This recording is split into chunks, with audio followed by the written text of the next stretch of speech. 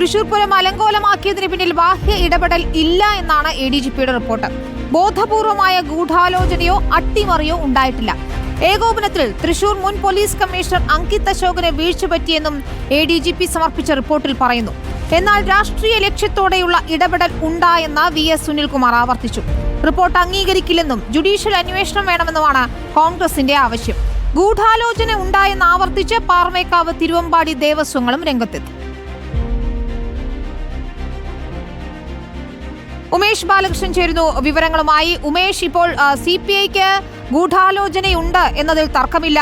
പാറമേക്കാവ് തിരുവമ്പാടി ദേവസ്വങ്ങൾ ഇത് തന്നെ ആവർത്തിക്കുന്നു. പ്രതിപക്ഷത്തിനും ഇതേ നിലപാടാണ്. പക്ഷേ ADGP MR അജിത് കുമാർ നൽകിയ റിപ്പോർട്ടിൽ മാത്രം കമ്മീഷണർ മാത്രമാണ് കുറ്റക്കാരൻ, അദ്ദേഹത്തിന്റെ പരിചയക്കുറവ്, അദ്ദേഹത്തിന് സംഭവിച്ച വീഴ്ച, അങ്കിത് അശോകിന് മേൽ പൂർണ്ണമായും പഴിചാരിക്കൊണ്ട് ഗൂഢാലോചനയില്ല എന്ന് സ്ഥാപിക്കുകയാണ് MR അജിത് കുമാർ റിപ്പോർട്ടിലൂടെ.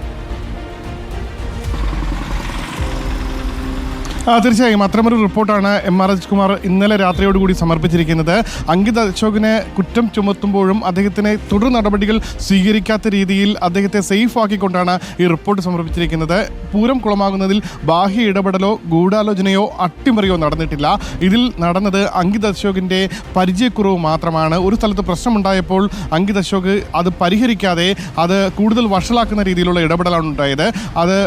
അതിന് കാരണം ഹൈക്കോടതി ഉത്തരവുകൾ കൃത്യമായി പാലിക്കാൻ എടുത്ത നിലപാടാണ്. ആ പരിചയക്കുറവ് മാത്രമാണ്, അല്ലാതെ നിയമവിരുദ്ധമായ ഒരു ഇടപെടലും അങ്കിത് അശോകിൻ്റെ ഭാഗത്തുനിന്ന് ഉണ്ടായതായി ഈ റിപ്പോർട്ടിൽ പറയുന്നില്ല. ലോക്കൽ പോലീസിൻ്റെ ഭാഗത്തുനിന്ന് വീഴ്ച സംഭവിച്ചിട്ടുണ്ട്, അത് കൃത്യമായി പരിഹരിച്ച് പോകാനും കഴിഞ്ഞിട്ടില്ല. അതാണ് ഈ പൂരം കുളമാവുന്ന സാഹചര്യത്തിലേക്ക് എത്തിയത്. അല്ലാതെ മറ്റൊരു അട്ടിമറിയോ മറ്റൊരു ബാഹ്യ ഇടപെടലോ ഒന്നുമില്ല എന്നും ഈ റിപ്പോർട്ടിൽ പറയുന്നു. 600 പേജുള്ള റിപ്പോർട്ട് ഇന്നലെ രാത്രിയോടുകൂടിയാണ് സമർപ്പിച്ചത്. ഒരാഴ്ച കൊണ്ട് 10 ദിവസം കൊണ്ട് റിപ്പോർട്ട് സമർപ്പിക്കണമെന്നുള്ള നിർദ്ദേശം മുഖ്യമന്ത്രി നൽകിയെങ്കിലും 5 മാസം കഴിഞ്ഞ് PV അൻവറിൻ്റെ ആരോപണങ്ങൾ ഉയർന്ന സാഹചര്യത്തിൽ മാത്രമാണ് ഒടുവിൽ റിപ്പോർട്ട് സമർപ്പിക്കാൻ ADGP MR അജിത് കുമാർ തയ്യാറായത്. ചൊവ്വാഴ്ചയ്ക്കകം റിപ്പോർട്ട് സമർപ്പിക്കണം, ചൊവ്വാഴ്ചയ്ക്കകം റിപ്പോർട്ട് സമർപ്പിക്കണമെന്ന മുഖ്യമന്ത്രിയുടെ അന്ത്യശാസനം ഉണ്ടായിരുന്നു. അത് ഇന്നലെ വാർത്താസമ്മേളനത്തിൽ മുഖ്യമന്ത്രി പറയുകയും ചെയ്തു. അതിന് പിന്നാലെയാണ് ഇന്നലെ രാത്രിയോടുകൂടി റിപ്പോർട്ട് സമർപ്പിച്ചത്. എന്തായാലും പോലീസ് മുൻ സിറ്റി പോലീസ് കമ്മീഷണർ അങ്കിത് അശോകിനെ കുറ്റം ചുമത്തുമ്പോഴും അല്ലെങ്കിൽ അങ്കിത് അശോകാണ് പ്രശ്നം വഷളാകാൻ കാരണമെന്ന് പറയുമ്പോഴും അദ്ദേഹത്തിനെതിരെ അച്ചടക്ക നടപടിയോ മറ്റ് വകുപ്പ് തല നടപടിയോ ഉണ്ടാകാത്ത രീതിയിലുള്ള കൃത്യമായ റിപ്പോർട്ട്, അതായത് ഈ പോലീസ് സേനയിലെ ഉന്നതരെ കൃത്യമായി സേവ് ചെയ്തുകൊണ്ടുള്ള റിപ്പോർട്ടാണ് ഇപ്പോൾ സമർപ്പിച്ചിരിക്കുന്നത്.